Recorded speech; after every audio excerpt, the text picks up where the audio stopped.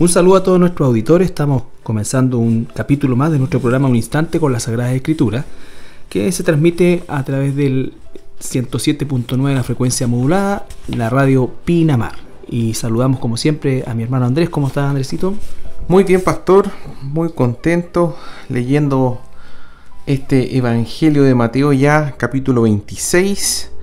Y en el día de hoy un tema bastante interesante e importante respecto a esta última semana de Jesús en la tierra. ¿Sí? Bueno, hoy día nos tocaría ver Mateo capítulo 26 y versículos 17 al 19. Bien, Mateo capítulo 26, versículo 17 al 19 dice: El primer día de la fiesta de los panes sin levadura, vinieron los discípulos a Jesús diciéndole: ¿Dónde quieres que preparemos para que comas la Pascua? Y él dijo: Id a la ciudad a cierto hombre y decidle: el maestro dice, mi tiempo está cerca, en tu casa celebraré la Pascua con mis discípulos. Y los discípulos hicieron con Jesús como Jesús les mandó y preparó la Pascua. Cuando llegó la noche se sentó a la mesa con los 12, y mientras comían dijo. Bueno, acá estamos, como bien decía Andrés, entrando ya a las últimas horas, podríamos decir de alguna manera. Las siguientes 48 horas van a culminar con el plan de Jesús y su propósito en venir a la tierra. Y si pudiéramos trasladarnos al día lunes, ¿no es cierto? Realmente vamos a encontrar que la semana de Jesús ha sido sumamente intensa, físicamente, intelectualmente, porque ha tenido que responder a muchos opositores que trataban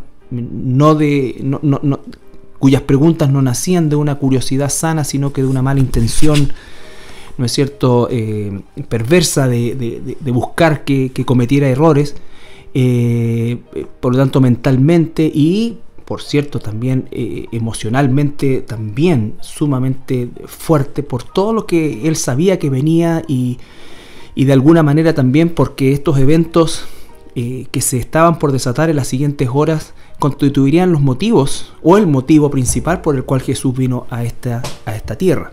Así es, fíjate que en Marcos 10:45 dice: porque el Hijo del Hombre no vino para ser servido, sino para servir y para dar su vida en rescate por muchos. Ahí está el propósito de la venida de Jesús, si pudiéramos nosotros establecer el propósito central y del cual se deriva cualquier otro, entre comillas, propósito que nosotros pudiésemos pensar, es de lo que acaba de leer mi hermano, ¿no es cierto? Es servir y dar su vida. Y dar su vida. En rescate por muchos. Por muchos. No es todos. Exacto, no es todos, correcto. No es por todas las personas que han vivido en esta tierra, sino que es por aquellos que han sido llamados, elegidos por él, sí.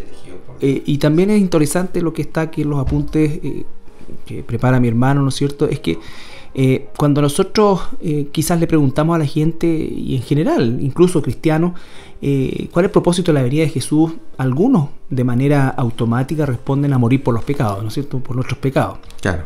Pero también hay mucha gente que piensa que Jesús vino a de alguna manera establecer un sistema de pensamiento moral, ¿no es cierto?, que de alguna manera a través de ciertas conductas se pudiera combatir contra la maldad de las personas, dar un ejemplo de amor, una serie de cosas. Lo que se conoce como religión incluso. Claro, como religión. Entonces, y la verdad que no es eso el motivo de la venida de Jesús, sino que efectivamente, como dice Marcos, dar su vida en rescate, servir y dar su vida en rescate por muchos. Entonces, si esa es la razón por la cual vino a Jesús, es interesante y vital que nosotros sepamos qué significa realmente y qué implica la venida de nuestro Señor Jesús.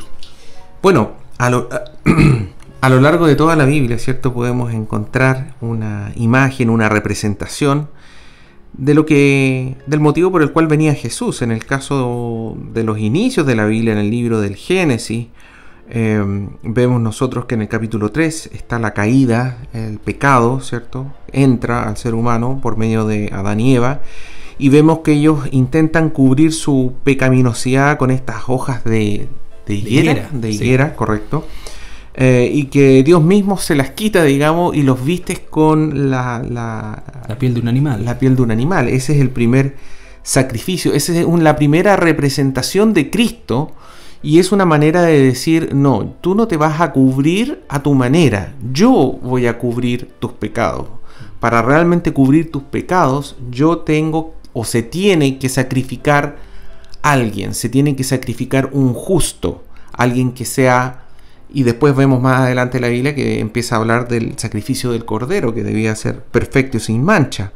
Caín y Abel, vemos que el sacrificio debía ser con algo que tenía vida, sí. ¿Cierto? Entendiendo que la vida para el Señor Jesús, para Dios, ¿no es cierto?, constituye todo aquel ser vivo que tiene sangre. Sí, porque la vida está en la sangre. Sí. En el caso de Abraham aprendemos que Jehová proveerá, ¿cierto? Esta historia donde Abraham va a sacrificar a su hijo, a Isaac, y lo lleva al monte Moriah, que también se conoce como el monte de Sión o el monte del templo en Jerusalén. Y que Abraham, después de que ve que Dios mismo proveyó el sacrificio, creo que era no era un cordero específicamente, era un carnero que tenía sus cuernos trabados en una... En el caso de una zarza. De Abraham, sí. Era un carnero. Un carnero. Sí, tenía cuernos. Exactamente. Vemos que incluso Abraham le pone el monte de Yahweh Jireh, que quiere decir Jehová proveerá. Y en ese mismo monte es donde Jehová proveyó el sacrificio de Jesús, digamos.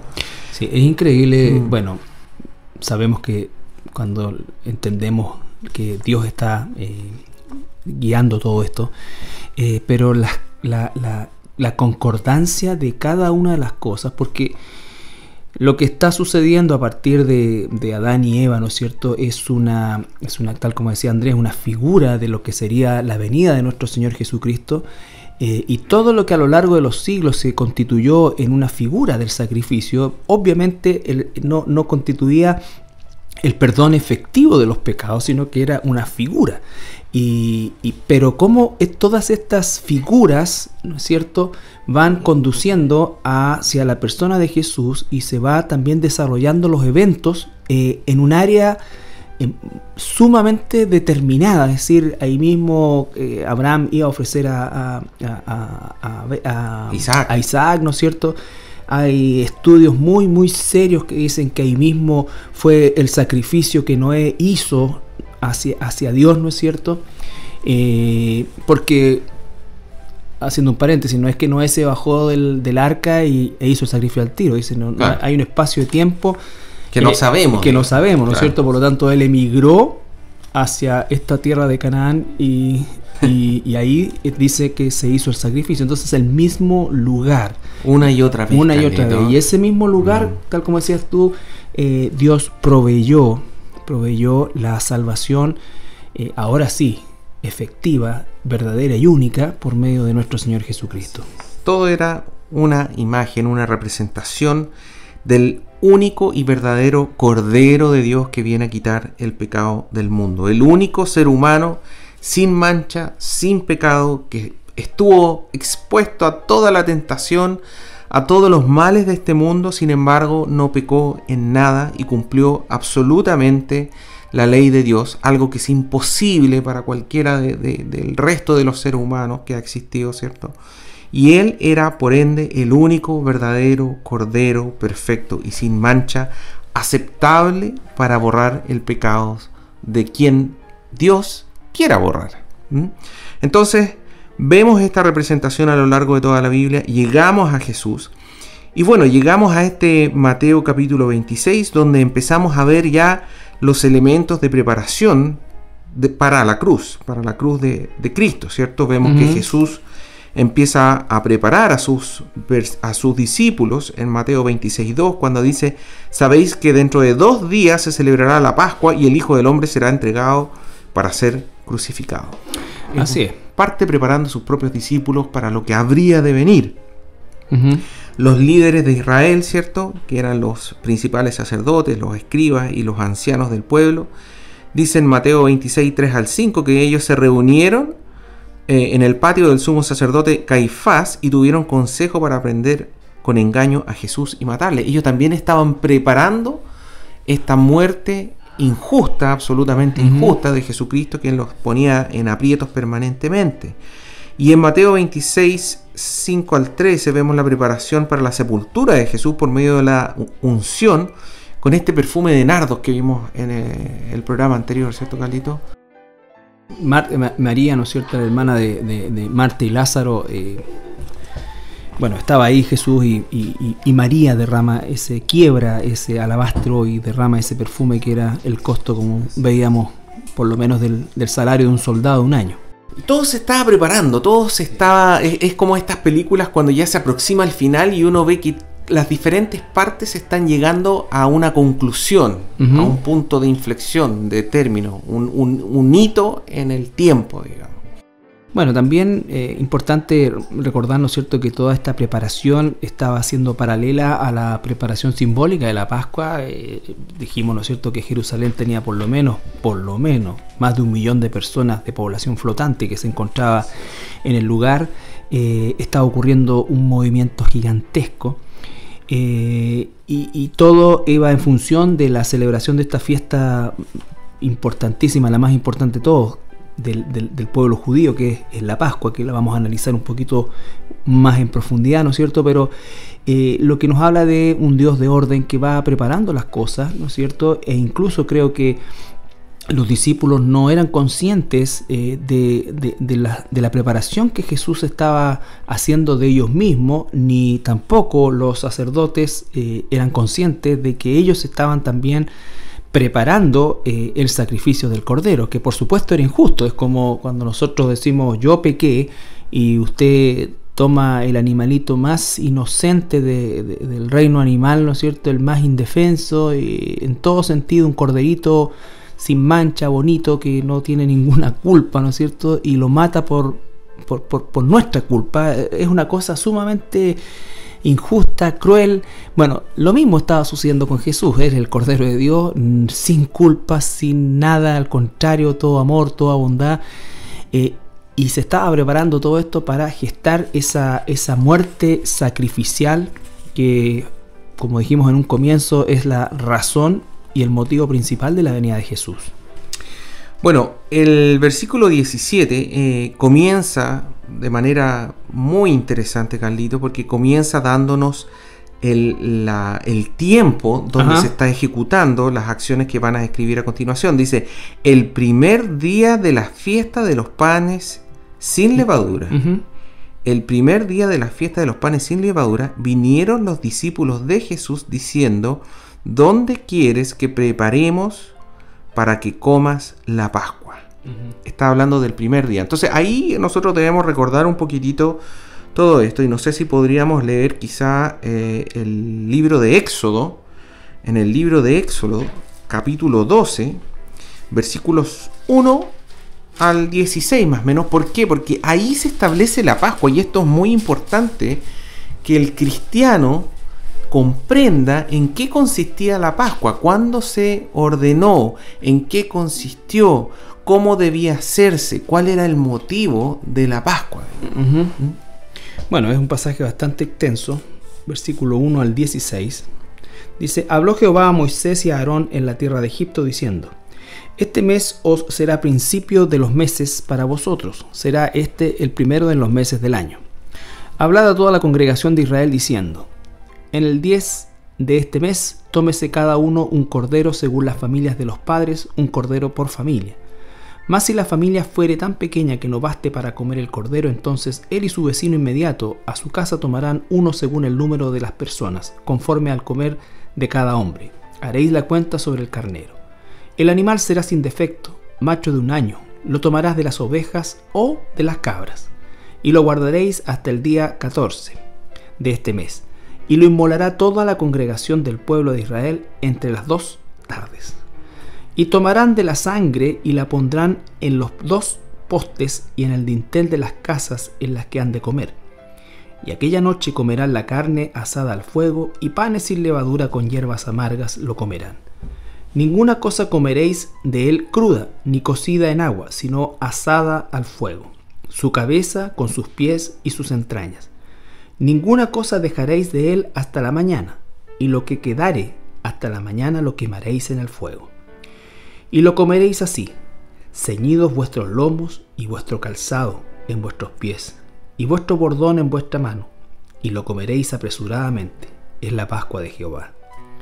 Pues yo pasaré aquella noche por la tierra de Egipto y heriré a todo primogénito en la tierra de Egipto, así de los hombres como de las bestias, y ejecutaré mis juicios en todos los dioses de Egipto, yo Jehová. Y la sangre os será por señal en la casa donde vosotros estéis. Y veré la sangre y pasaré de vosotros, y no habrá en vosotros plaga de mortandad cuando hiera la tierra de Egipto. Y este día os será en memoria, y lo celebraréis como fiesta solemne para Jehová. Durante vuestras generaciones, por estatuto perpetuo, lo celebraréis. 7 días comeréis panes sin levadura, y así el primer día haréis que no haya levadura en vuestras casas. Porque cualquiera que comiera leudado desde el primer día hasta el séptimo será cortado de Israel. El primer día habrá santa convocación, y asimismo en el séptimo día tendréis una santa convocación. Ninguna obra se hará en ellos, excepto solamente que preparéis lo que cada cual haya de comer. Bueno, como decías tú, Carlito, es un texto relativamente extenso, pero nos habla tanto sobre lo que están viviendo Jesús con sus discípulos, lo que representa. Tú mencionabas que cada familia debía tomar este cordero, un cordero perfecto, sin mancha, y dice acá que debía tomarlo el día 10. Sí. El día 10 del mes, del primer mes, que es el mes de Aviv o Aviv. Nisan. Bueno, ahí hay una diferencia, porque en verdad es el mes de Aviv. Claro, originalmente, porque después, cuando se hace el traspaso del calendario gregoriano y se trata de aplicar las fechas judías al calendario gregoriano, se corre a Nisan, pero originalmente es Aviv. Entonces, efectivamente, en todo caso es en el límite.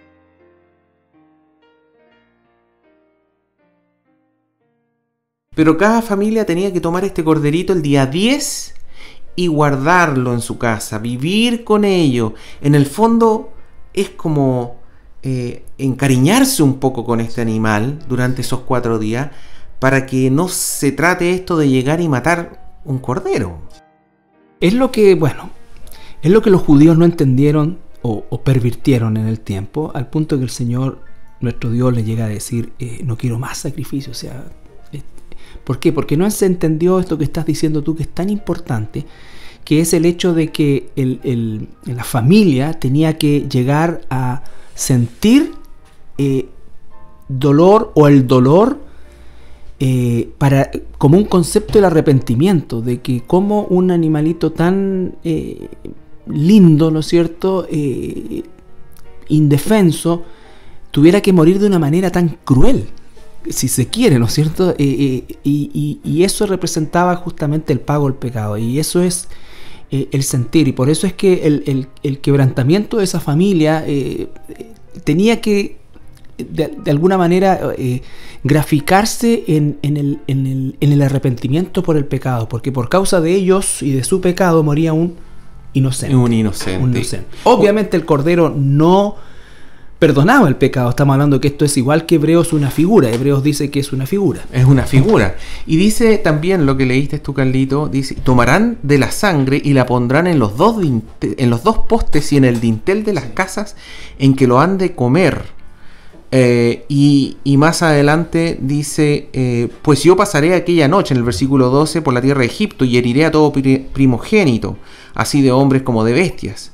Versículo 13, y la sangre os será por señal en las casas donde vosotros estéis, y veré la sangre y pasaré de vosotros, y no habrá en vosotros plaga de mortandad cuando hiera la tierra de Egipto. Sí.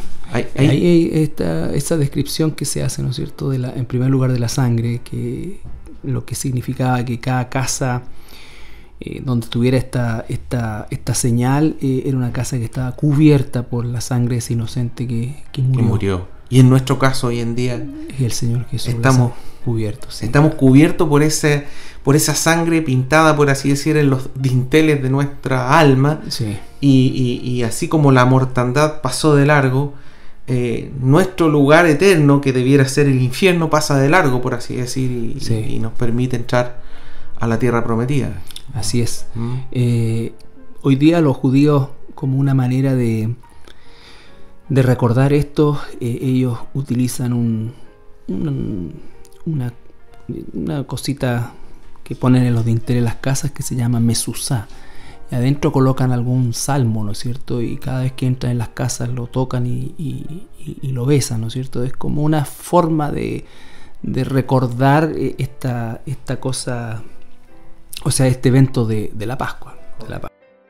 Bueno, la segunda parte del versículo 17 dice que los discípulos le dijeron: ¿Dónde quieres que preparemos para que comas la Pascua? Bueno, por si no hemos dicho, la palabra Pascua es la palabra Pesaj, que significa paso, ¿no es cierto? Pasar de. En este caso, en la Pascua judía, es recordar el paso de la esclavitud egipcia a la libertad de la tierra prometida, ¿no es cierto? A la tierra prometida. Entonces, es esa celebración la que los discípulos están preguntándole a Jesús dónde es que quiere que se prepare para que comas la Pascua. Esta sería la tercera Pascua que Jesús comería con sus discípulos, probablemente la tercera, ¿ya? Claro, según el Evangelio de Juan es la tercera. Es la tercera. Y obviamente, siendo una celebración y un tiempo de fiesta, para Jesús significaba también una situación de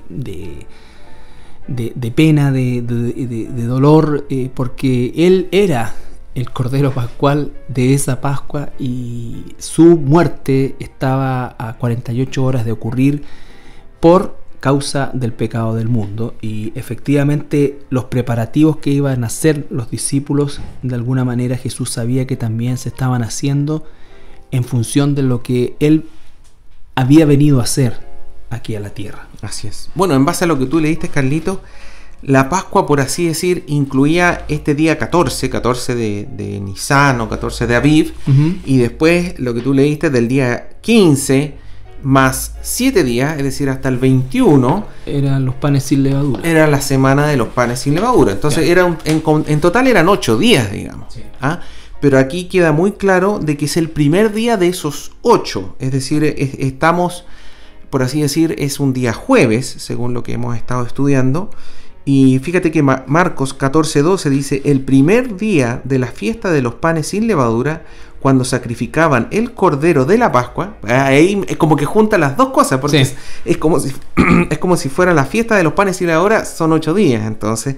Y el primer día es cuando se sacrifica el cordero de la Pascua. Sus discípulos le dijeron: ¿dónde quieres que vayamos a preparar para que comas la Pascua? Claro, porque esa noche la cena que ellos comían con las hierbas amargas y todo esto, y que se tenían que comer el cordero completo, completamente asado, no podía haber nada crudo, ya tenían que hacerlo con panes sin levadura. O sea, ahí comenzaba el... ¿Qué? Ahí está lleno de simbolismo, Carlito. Dice que con vuestros lomos ceñidos, con el bordón en la mano, con como zapatos puestos, o sea... ¿A qué se refería un poco? Bueno, justamente el tema del leudar la masa lleva tiempo, ¿ya? Y obviamente esa noche de la Pascua, de la Pascua, digamos, del evento propiamente tal, porque lo otro posterior son celebraciones o recordatorios o memoriales, ellos estaban preparándose para salir y por eso es que, entre otras cosas, no debían esperar que la masa leudara, tenían que comer sin levadura, rápido, ¿no es cierto?, casi corriendo.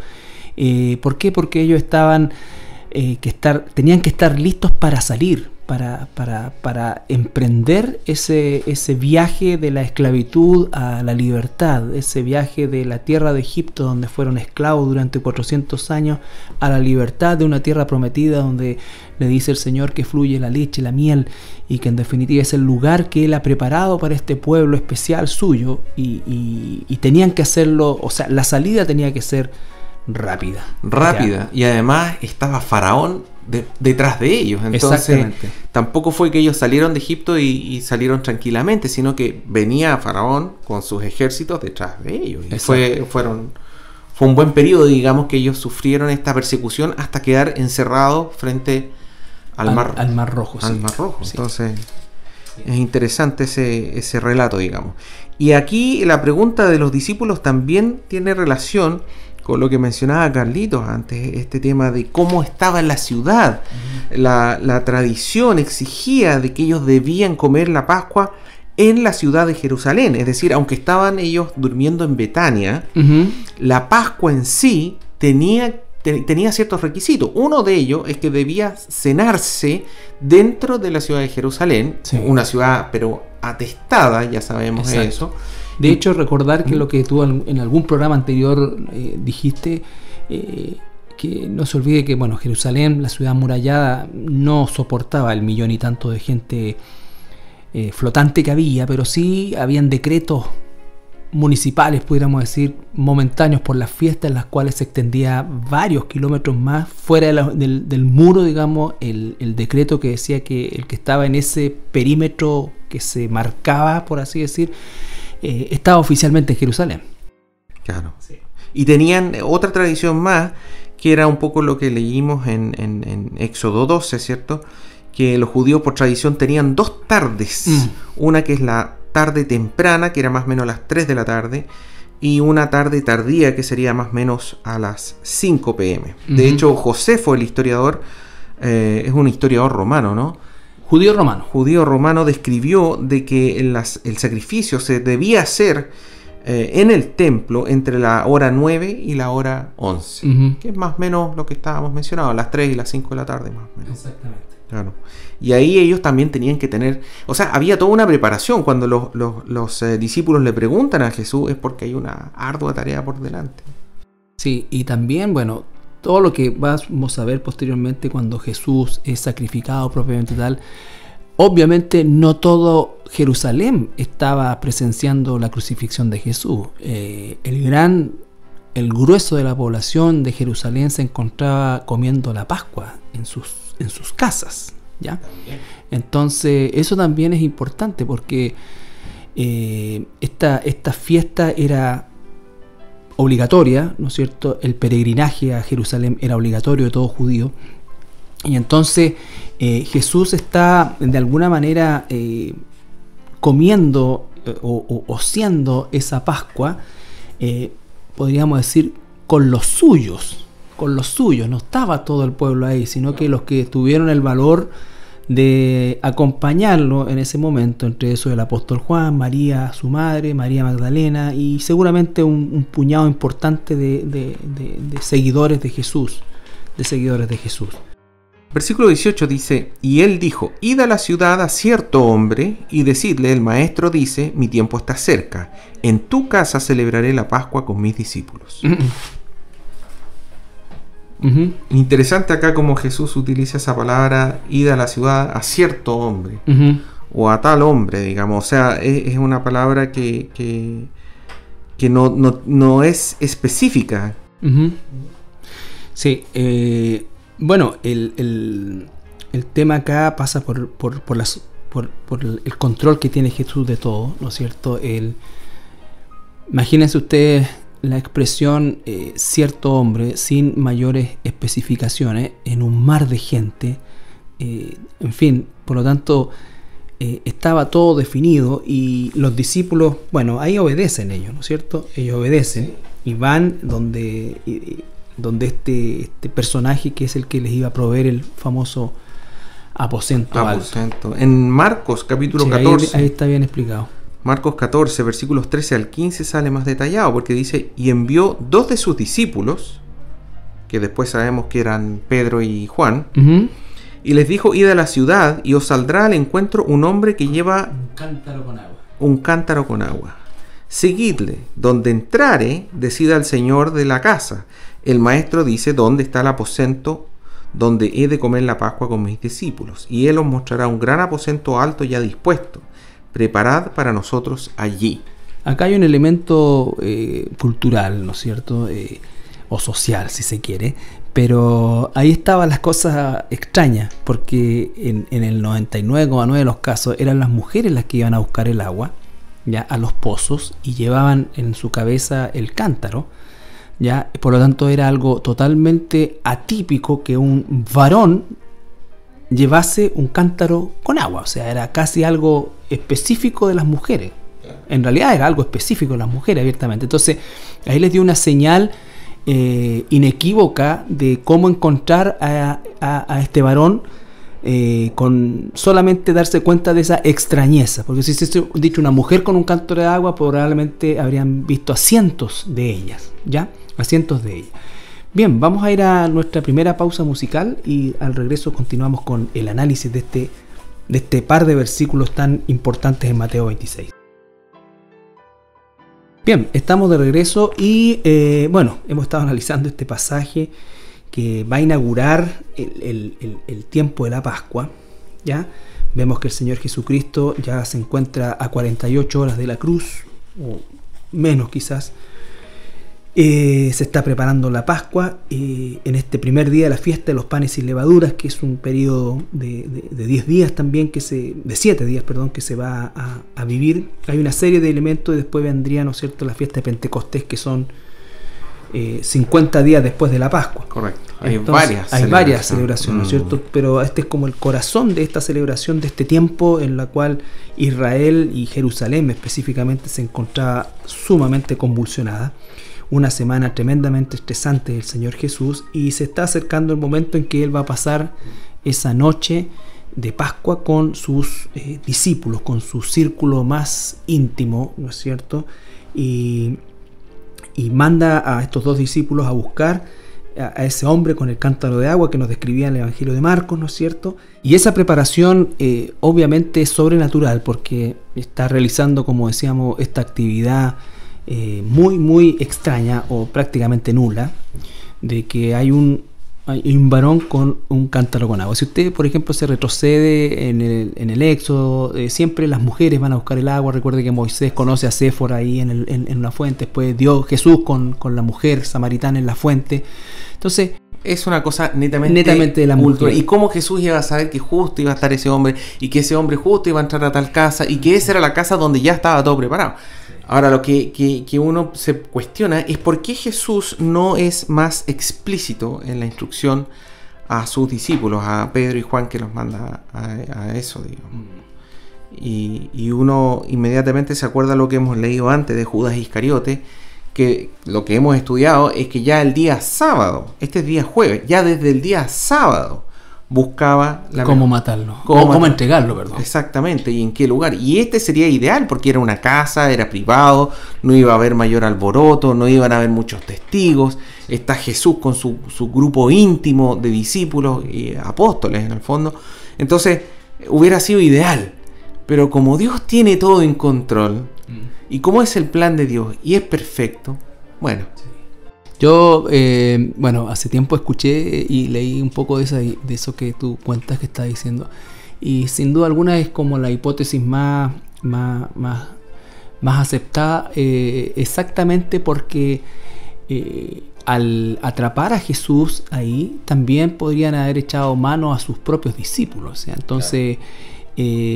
por lo tanto era el momento propicio, y Judas no supo exactamente dónde era, y bueno, después solamente sale, y sí sabía que después de la cena acostumbraban a ir, y porque ellos dormían por la fecha también, es muy probable que durmieran a la intemperie, y eso deja claro, ¿no es cierto?, el hecho de que el traidor, porque dice que buscaba ocasión para entregarle, claro. y esta habría sido, tal como dices tú, esa ocasión propicia.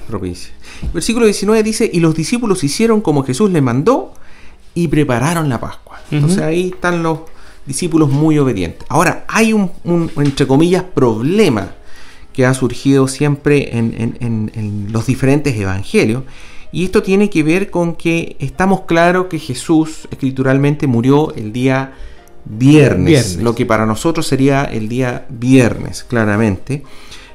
Sin embargo, Jesús está diciendo de que está compartiendo la Pascua claramente con sus discípulos, está comiendo el cordero de la Pascua con sus discípulos el día jueves.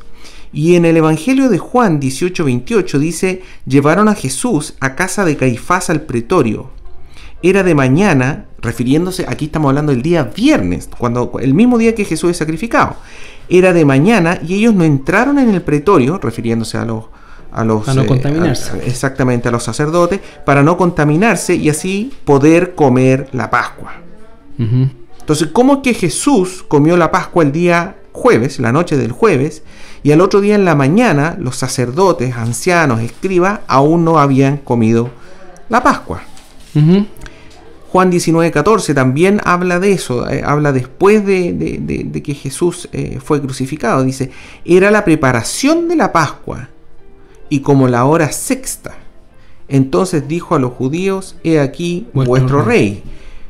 O sea, Jesús iba a morir en la preparación de la Pascua el día viernes, pero él ya había comido la Pascua el día jueves en la noche. Entonces, esa es un poco la duda que existe y que ha existido muchas veces al leer los diferentes evangelios.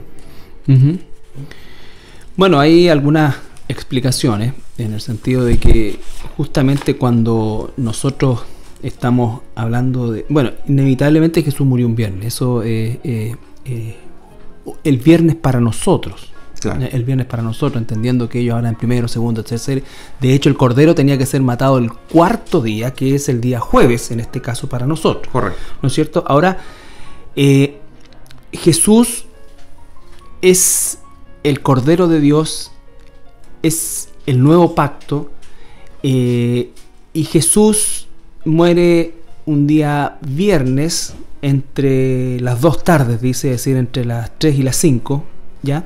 Y muere a la hora novena, que vienen siendo las 3 de la tarde. Ya recuerde que él fue crucificado aproximadamente a las 9 de la mañana, y a la hora novena él expira. Y posteriormente vienen horas de tinieblas, que dice la Escritura, y vamos a ver más adelante lo que todo eso significa. Pero Jesús es el nuevo pacto, y de alguna manera el pacto antiguo, ¿no es cierto?, él también lo come como judío, porque no nos olvidemos que él es judío, ¿no es cierto? Y entonces él come el día que corresponde la Pascua con sus discípulos. Pero el sacrificio de Jesús no es parte del ritual judío, no es parte del ritual judío, aunque fue representado durante siglos por el ritual judío. Y él como judío come esa Pascua, ¿no es cierto? Pero su muerte en la cruz es otra Pascua.